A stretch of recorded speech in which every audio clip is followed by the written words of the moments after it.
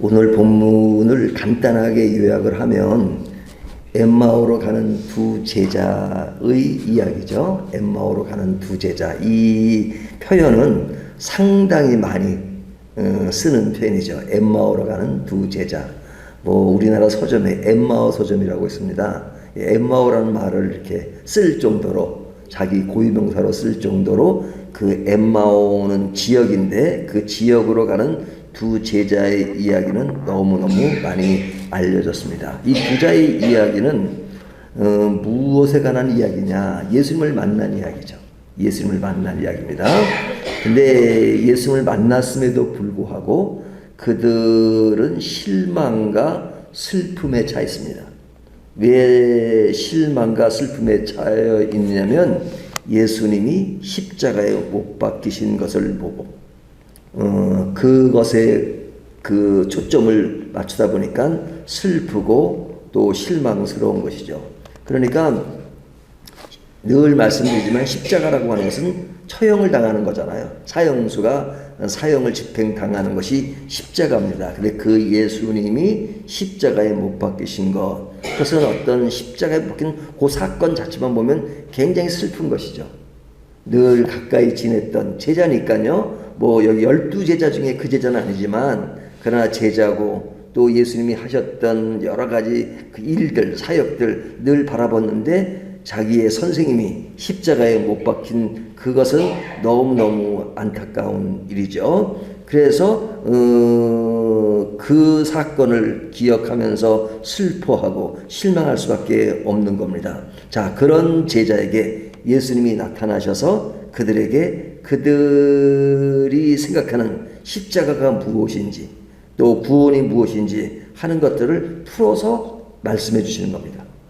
풀어서 말씀하실 때 길을 가면서도 얘기했지만 그들과 함께 자리를 같이 해서 떡을 떼면서 이야기를 하시다가 주님은 사라지죠.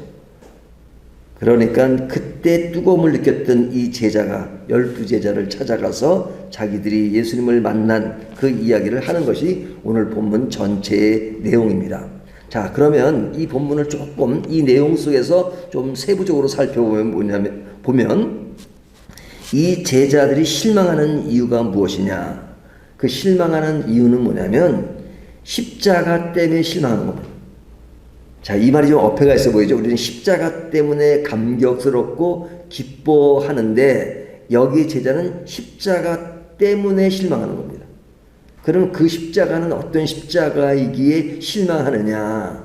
부활이 없는 십자가는 실망과 좌절과 아플 수밖에 없습니다.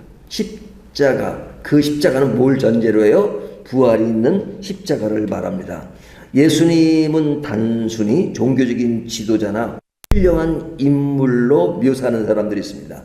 물론 훌륭하시고 위대한 종교가로 사람들이 말할 수 있죠. 하지만 예수님은 어떤 종교 지도자 중에 한 사람이고 그런 인물로서 이 세상에 오신 것이 아니죠. 예수님은 우리를 구원하러 오신 하나님이시며 하나님의 아들이시며 우리를 구원하시기 위해서 십자가를 지신 것이지 그냥 한 종교가로서 위대함을 드러내기 위해서 오신 것이 아닙니다. 그러니까 그 위대한 스승으로 생각하는 사람은 그러던 분이 십자가에 죽으셨다. 안타깝다. 굉장히 연민을 느끼고 감성적으로 십자가를 이해하면 외적으로는 고상해 보일 수 있지만 신앙과는 거리가 먼 것이죠.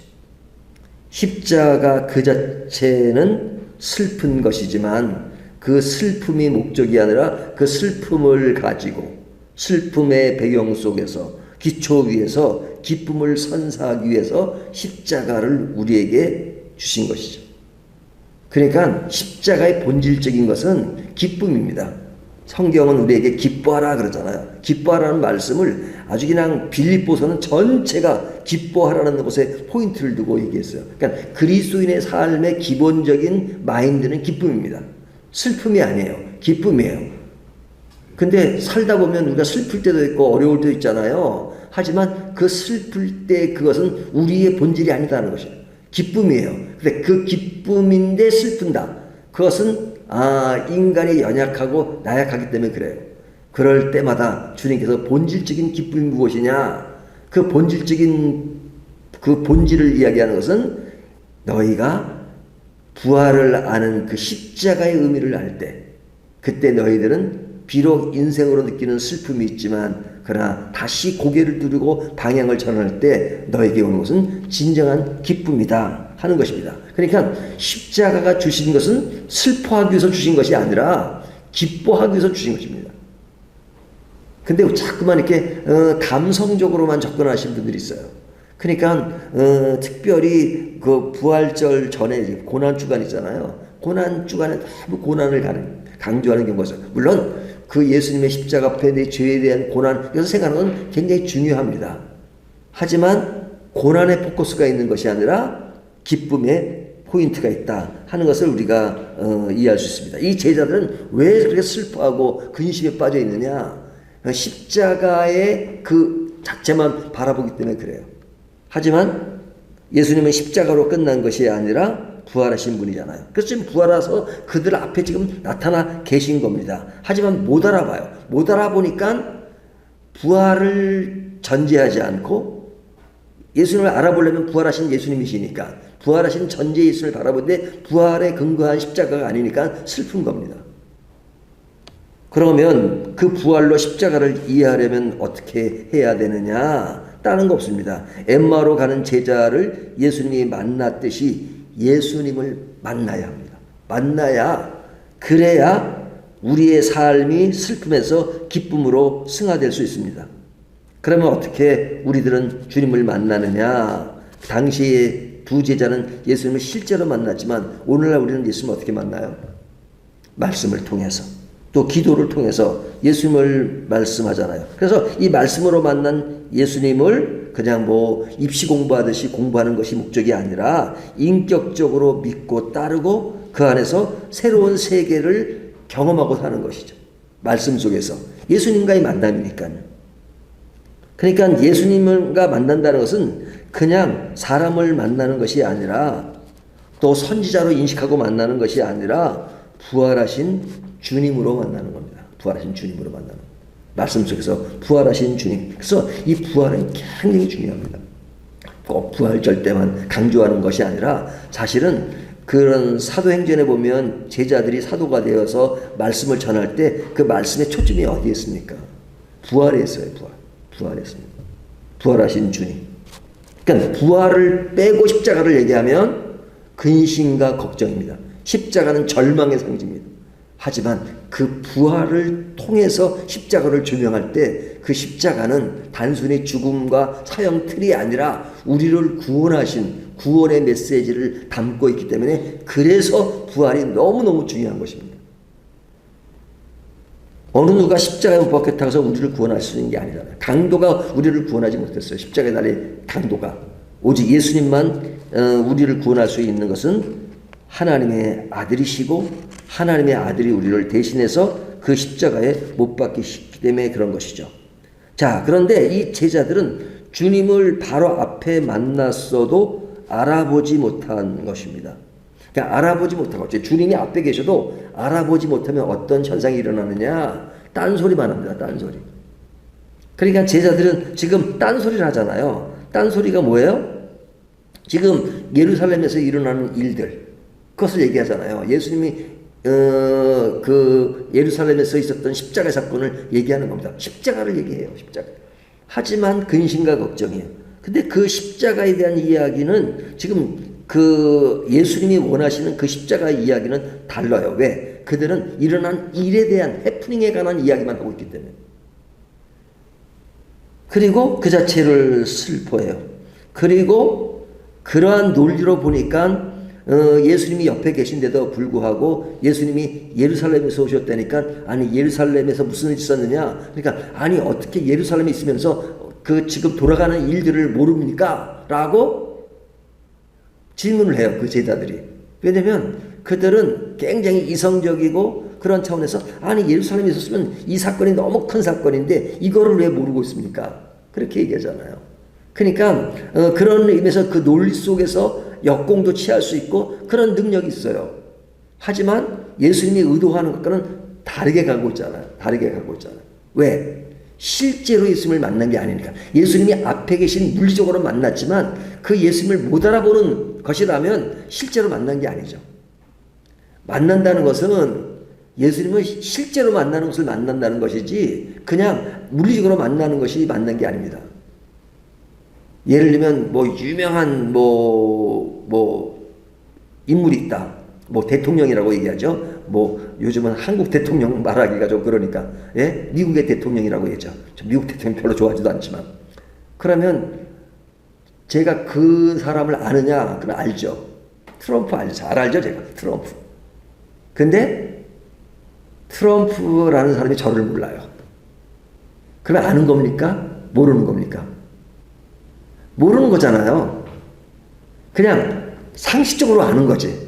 어떤 인격과 인격으로 만난 것이 아니라 그냥 상식적으로 미국의 대통령은 트럼프구나 그렇게 아는 것이고 그 사람이 저를 몰라요. 그건 아는 게 아니죠. 안다는 건 뭐예요? 서로가 인격적인 교류가 있고 서로 대화도 나눠보고 그리고 서로가 누군지를 아는 것, 이게 아는 거잖아요. 근데 예수님을 만났다고 하는데 실제로 그냥 상식적으로 미국 대통령이 누군지를 아는 것처럼 알면서 예수님을 만났다 그러면 그 만난 게 아니죠. 만난 게 아니죠. 인격적인 교류가 없는데요. 그러니까 이 제자들도 예수님을 만났어요. 하지만 알아보지 못해요. 알아보지 못하니까 예수님인 것을 모르고 일반 사람인 것처럼 대화하니까 실제로 예수님을 만난 건 아니죠. 그냥 지나가는 한 사람을 만났을 뿐이죠. 그러니까 그렇게 되면 자꾸만 딴소리만 하는 거죠. 공격을 하기도 하고. 하지만 실제로 만나는 것은 뭐냐? 오늘날 우리는 기도와 말씀으로 만난다 그러면 말씀을 읽어요. 기도도 해요. 하지만 그 제자들이 그냥 사람으로만 만난 것처럼 말씀과 기도가 있다 할지라도 그냥 건성으로 그냥 인식하죠. 그러니까 그들은 그분은 십자가에 죽으셨는데 선지자고 예수님이 선지자의 기능을 가지고 계시지만 선지자로 오신 게 아니잖아요. 구세주로 오셨는데 그 구세주의 그 의미를 몰라요. 왜? 부활의 주님을 아직까지 인식하지 못하니까. 자, 그렇다면 우리가 주님 앞에서 있어도 알아보지 못한다는 것은 불행한 일이다. 그래서 딴소리를 한다 하는 것이죠. 그리고 주변 얘기만 한다는 것을 말씀드렸어요. 그렇다면 우리가 어떻게 만나야 되느냐? 실제로 인격적인 교류가 있는 주님으로 만나야 돼요. 그랬을 때 그들의 마음이 어떻게 됐어요? 뜨거워졌다. 마음이 뜨거워졌다. 그러니까 마음이 뜨거워진 얘기를 나중에 하는 겁니다. 나중에. 그러니까 예수님과 이렇게 식사를 하고 예수님이 떠나시고 그리고 나서 우리가 그분을 만났을 때 예수님을 안 거니까 그때 마음이 뜨거워지지 않았느냐. 그러니까 그 뜨거워졌던 것을 지금에야 인식하는 겁니다. 예수님을 확실히 만나고 예수님을 안 후에 그때 우리의 마음이 뜨거운 것은 바로 그분이 예수님이셨기 때문에 그랬구나 라는 것을 알게 되는 것이죠. 그렇기 때문에 우리가 예수님을 만날 때 뜨거움이라는 것은 그냥 몸이 막 뜨거워졌다는 그런 의미보다는 정말로 그 속에 감동과 감격과 그리고 주님의 가치, 그것을 안다는 것이잖아요. 자, 그렇다면 이 말씀을 다시 한번 정리하면 우리 자신에게 적용한다면 실제로 우리의 신앙생활은 어때야 되느냐? 말씀으로 주님을 만나야 하는 것이죠. 말씀으로 주님을 만난다는 것은 그냥 상식적인 성경의 내용을 숙지하는 정도가 아니라 실제로 인격적으로 만나는 것을 이야기합니다. 인격적으로 만나면 그것이 뭐예요?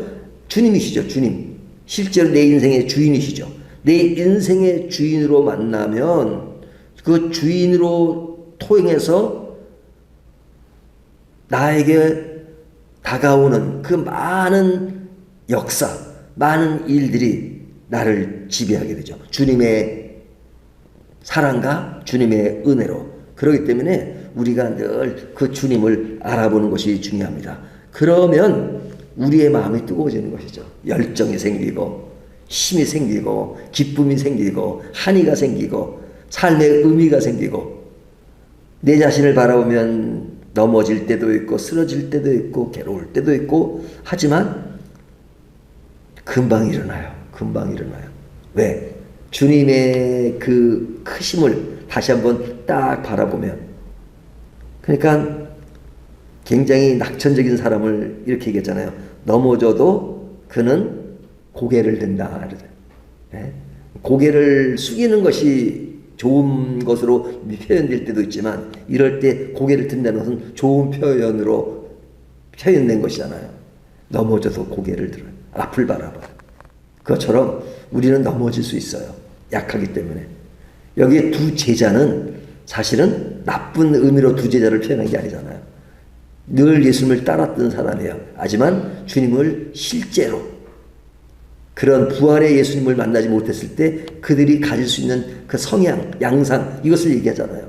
우리가 두 제자처럼 살았지만 그냥 부활을 모르는 십자가의 감성에 젖어만 했을 때 실망할 수밖에 없다.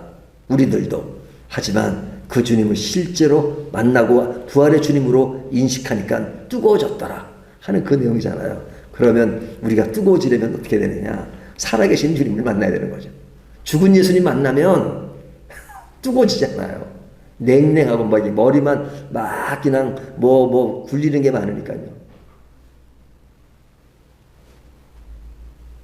그 우리나라의 유명한 분 이름들은 다 아실 겁니다. 네? 그분이 집안은 기독교 집안이고, 그리고 이제 그 학교에서 예수를 믿지 않아도 성경 강의도 하고 하는 분 있잖아요.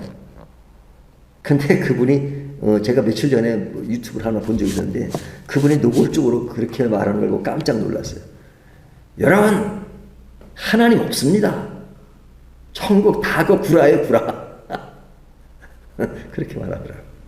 제가 그 정도까지구나 놀랐는데, 자기가 이 세상에 가장 똑똑한 사람인 줄 알고 있지만 사실은 불행한 것이죠.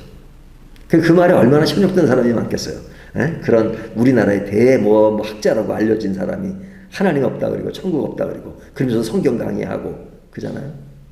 근데 그런 말들 들으면 사람들이 많이 의심이 들겠다는 생각이 들긴 들어요. 근데 저는 그럴 때마다 뭘 생각하느냐면, 한번 근원으로 올라가 보는 겁니다. 근원으로. 예? 우리의 최고의 조상은 누구예요? 아담과 하와. 그럼 아담과 하와를 누가 만드셨느냐? 하나님이 만드셨잖아요. 그럼 하나님은 어떻게 계신가? 그거는 신비롭죠. 하나님은 그렇게 말씀하세요. 나는 스스로 있는 자다. 그렇게 말씀하시잖아요. 근데 그것 이상으로 어떻게 상상할 수 없어요. 근데 만약에 하나님은 어떻게 스스로 계실 수가 있을까? 근데 그 위로 올라가 버린다면, 만약에 가상적으로, 그러면 이 세상은 무잖아. 존재가 없는, 아무런 존재가 없는, 그러니까 아무런 존재가 없는 곳에서 뭐가 만들어질 수 없는 거잖아요. 근데 지금 우리가 살아가는 지금 현장에는 너무너무 놀라운 그런 것을 경험하고, 마이크도 있고 이것도 있고 사람 있고 그잖아요. 사람 생명이라는 게 이게 보통이 아니거든요. 아주 부정적으로 생각하면요, 죽은 사람을 그런 성분을 분해해서 단백질, 지방 이런 거 분해하면요, 옛날에 어떤 사람이 그것을 계산을 보니까요 280 얼마밖에 안 나온대요. 사람이 가지는 그런 성분을 성분대로 분류해가지고 돈으로 가치니까 300원도 안 되더라는 거예요. 하지만 사람의 기능을 보면, 로봇을 만들 때 로봇가 몰고 보는 것을 인식하려면요, 거의 수천 개, 수만 개의 부속이 들어가야 돼요. 보는 거 하나. 카메라의 기능이래, 카메라 기능. 근데 우리 눈은요, 카메라와 기능을 살펴보면 말도 할 수 없을 정도로 엄청난 차이가 있죠. 초점 맞추는 거요. 카메라는 그 기능을 맞추려고 엄청난 오랜 시간 연구하고 해가지고 결국은 오토포커스라 그래가지고 자동 맞추는데요, 그것도 확실하게 맞지 않아요. 하지만 우리 눈은요, 얼마나 자연스럽습니까? 얼마나 우리 스스로 못 느낄 정도예요. 여기 봤다가 여기 이렇게 보면 금방 초점이 맞춰져 있죠. 인간에게 기능을 보면 이거는 일반 기계로 따지면 수천 수만 개도 이렇게 구별할 수 없는 정도로 완벽해요. 근데 그런 것이 어떻게 무에서 그냥 자연스럽게 우연으로 만들어줄 수가 있겠어요? 저는 그럴 때마다 하나님이 없이는 불가능하다. 그 하나님의 권능과 능력을 이런 자연 속에서 그런 움직이는 것을 보면서 바람이 움직이고 우주가 움직이고 지구가 돌고 그 다음에 은하계가 있고 하는 것들을 어떻게 신이 없이 그럴 수가 있을까? 그러면 신이 계신다면 그 신은 숨겨진 신이 아니라 우리에게 가장 크게 공개된 그 신이 아니겠느냐? 그 신을 얘기한다면 하나님 외에 누구를 이야기하겠어요? 너무너무 분명한 하나님이신데 하나님을 도리어 안 믿는 게 기적인 것 같아요. 부정적으로. 근데 그 하나님을 뜨거워집니다. 아, 내 인생은 내가 사는 것이 아니라 하나님이 계시기 때문에 사는 것이구나. 그러니까 나는 하나님을 완전히 의지하고 살자. 나의 부족함을 주님께서 잡아주시고 이끌어 가시고 완벽하게 만들어 가시는 그 주님이 계시기 때문에 삶에 의미가 있는 것이 아닌가. 그런 것들을 너무너무 가시로 보여준 큰 사건이 있다면 바로 부활입니다. 그 부활을 다시 한번 인식하면서 오늘도 힘있는 뜨거워진 하루가 되시기를 주님의 이름으로 축원합니다.